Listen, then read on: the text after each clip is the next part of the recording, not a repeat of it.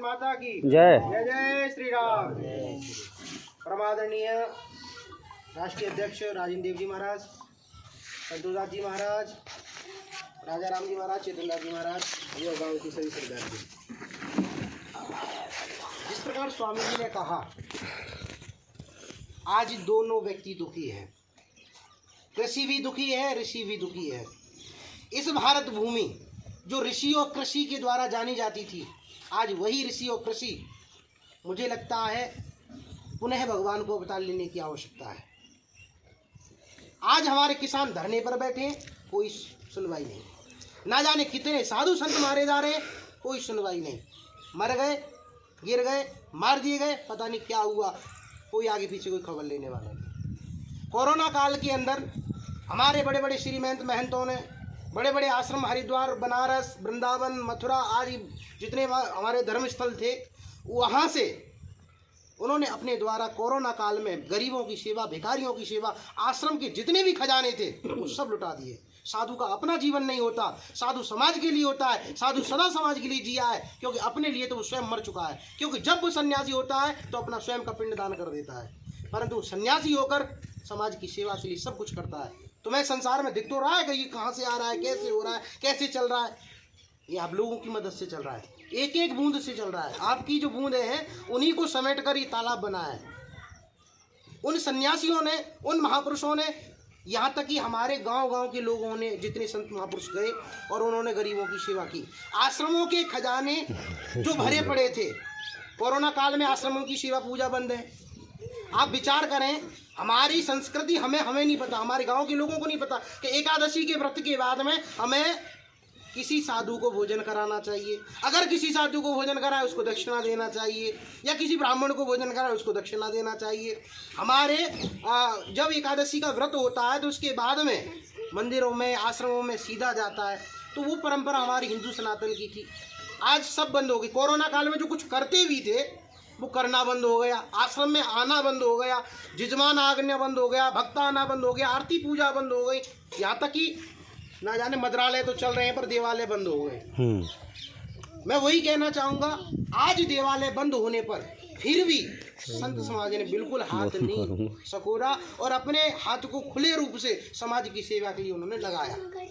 आज संत समाज के पास जो भूखे हैं, बेचारे वृंदावन की परिक्रमा मार्ग में रह रहे हैं, उनकी भोजन की कोई व्यवस्था नहीं। तो सरकार को भी सोचना चाहिए संतों के प्रति, क्योंकि ये भी अल्पसंख्यक हैं। एक जब धर्म विशेष के लोग अल्पसंख्यक हो सकते हैं तो आज साधु समाज भी अल्पसंख्यक है। और मुझे लगता है आप नूरपुर की घटना देख लीजिए, आपके टप्पल क्षेत्र की, धर्म परिवर्तन करने लग गए, जबरदस्ती करवा रहे हैं। आप लोगों को बरात नहीं चढ़ने दे रहे, आपके हिंदू धर्म के मंदिर नहीं बनने दे रहे, मंदिर तोड़कर मदरसे बनाए जा रहे हैं।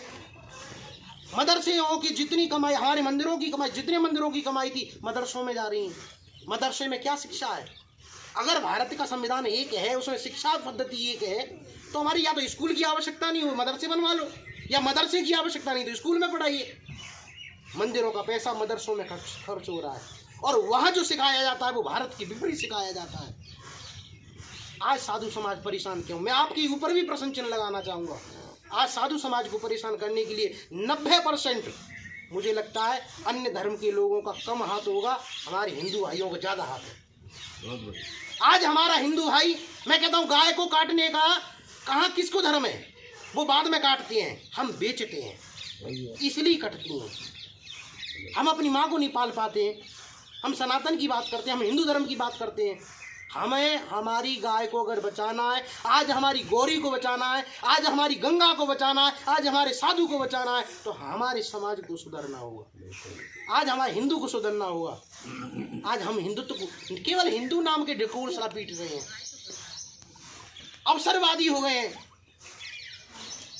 केवल सत्ता के लालच में कुछ ना कुछ मिले, समाज की सेवा हो या ना हो, इससे कोई लेना देना नहीं है समाज में।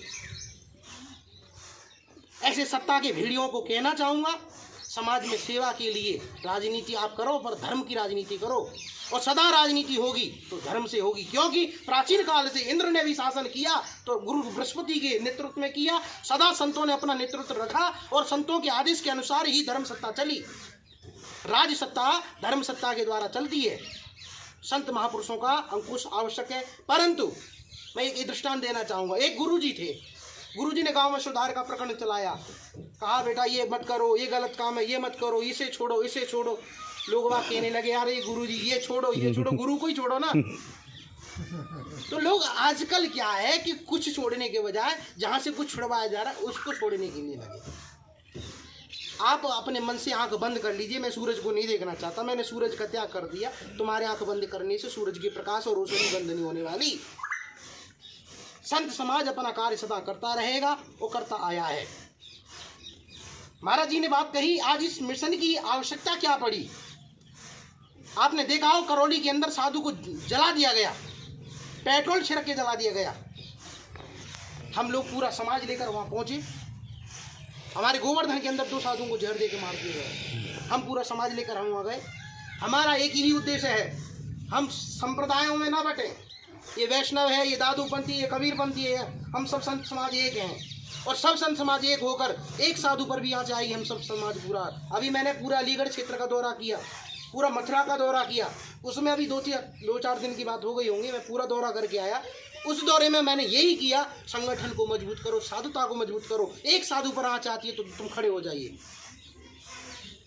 साधु समाज की रक्षा, संत का तेज अपने आप में इतना है, पर साधु समाज संगठित नहीं है, एकत्रित नहीं है। हिंदू समाज एकत्रित नहीं है। आप लोग कम नहीं हो, किसान कमजोर नहीं है, पर किसानों के अंदर अब कितने से लोग होंगे वहां बॉर्डर पर,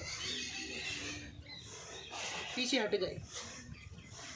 कुल मिलाकर हमें लगता है संगठन का साथ देने से कलयुग में संगठन शक्ति है। त्रेता, द्वापर, सतयुग और कलयुग, इन चारों युगों के अंदर तंत्र मंत्र यंत्र शक्ति, कलयुग में संगठन शक्ति है। इस कलयुग के अंदर आप जितने संगठित रहोगे उतने सुरक्षित रहोगे, उतने ही सब कुछ करा सकते हो। किसी भी कार्य के लिए आपको संगठित होने की आवश्यकता है। संत सुरक्षा मिशन का इसका गठन इसीलिए किया गया कि साधुओं की सुरक्षा आज कहीं ना कहीं हो नहीं रही। सरकार भी उस सुरक्षा को मुहैया नहीं करा रही। सरकार संतों के द्वारा वोट हासिल करती है, धर्म संसदें कराएंगी, पर जब मौका पड़ा तो साधुओं को छोड़कर भाग जाते हैं। आज साधु समाज पीड़ित है तो समाज कोई सरकार ना साथ दे रही ना कोई कुछ देने वाला। बस संत समाज वो समाज है कि सरकार को बनाता भी और बिगाड़ता भी है। ना जाने कितनी सरकार बनाई है संतों ने, ना जाने कितनी सरकार गिरा दी है संतों ने। संतों की द्वारा सरकारें हैं। आप लोगों का पद सरकार में जितने भी पदाधिकारी हैं उनका सबका पद 5-6 साल का है, इससे ज्यादा पद नहीं है। संत का स्वयं का पद अपना आजीवन है। संत समाज अपना पूरा त्याग करके समाज के लिए कुछ करने के लिए निकला है। अपने नाम पर, अपने परिवार के नाम पर सबको छोड़कर आया है। कबीरदास ने कहा जो घर फूंक के अपना चले हमारे सब कुछ फूंक कर अगर कोई चलने वाला है वो संत समाज है। और जब सब कुछ फूंक कर आया तो उसे किसी की परवाह नहीं है कि क्या होगा, करना है वो ही करना है, क्योंकि समाज के उत्थान के लिए जो कुछ कर सकता है। अब कहो संतों की आवश्यकता क्या है राजनीति की बात करने की, संतों को आवश्यकता क्या है धर्म की बात, अरे संतों को ही तो आवश्यकता है। अभी ये किसी वकील ने अभी वोट डाला है पोस्ट, उसने कहा आज हमारे धर्मगुरु कर क्या रहे हैं, धर्म परिवर्तन हो रहा है, चुप पड़े हैं, महामंडलेश्वर बने बैठे हैं, धर्माचार्य बने बैठे हैं, हम कहीं कुछ नहीं कर पा रहे। हम अपने क्षेत्र में धर्म का प्रचार तक नहीं कर पा रहे, हम अपने लोगों में परिवर्तन की राह नहीं ला पा रहे, हम अपने साधुओं को सुरक्षा नहीं मुहैया करा पा रहे, हम अपने आश्रमों को सुविधा नहीं दे पा रहे, मंदिरों में तेल दीपक की बातियों की कमी पड़ रही है, यहाँ तक कि पूजा आरती के लिए धूप दीप की भी कमी पड़ती है आश्रमों में। वहाँ कोई सेवा की भाव नहीं। अरे सेवा भी क्या तुम्हारी ये इसका है, इसका इससे चलती है क्या? तुम्हें जागृत होना पड़ेगा। सेवा वाला व्यक्ति के लिए जागृति बहुत है। कौन कहाँ जाता है कि कोई लेना देना नहीं, केवल उसको समर्पण है। अगर तुमने उसको गा दिया तो काहे की सेवा। इसीलिए आपको जागृत होकर समाज की सेवा के लिए मिशन जो कार्य कर रहा है, मैं उस मिशन के लिए सदा तत्पर रहूंगा। साधु समाज के लिए कहीं भी कोई अत्याचार होगा मैं आवाज उठाऊंगा, चाहे मैं मरी चाहे ना जाऊं। मुझे मरने का भय नहीं है, क्योंकि जो हार नहीं मानूंगा रार नहीं ठानूंगा। अटल बिहारी वाजपेयी ने कहा कि हार नहीं मानना है और न रार ठाननी हमें, क्योंकि हमें विद्रोह करने वाले नहीं हैं, पर विद्रोहियों का विद्रोह करने वाले हैं और सदाचारियों का उसका सदाचरण पालन करने वाले हैं, उसके साथ निभाने वाले हैं। साधु समाज सदा उत्थान के लिए ना कि पतन के लिए। साधु से होए ना कार्यहानि, साधु से कभी कोई कार्यहानि नहीं हो सकता। इस मिशन के अध्यक्ष परमादरणीय राजेंद्र देव जी महाराज के चरणों में प्रणाम करते हुए इस कार्यक्रम को वहीं समाप्त।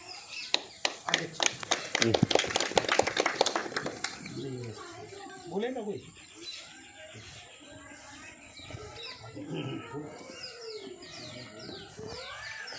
जय संत समाज बस्ती माता की।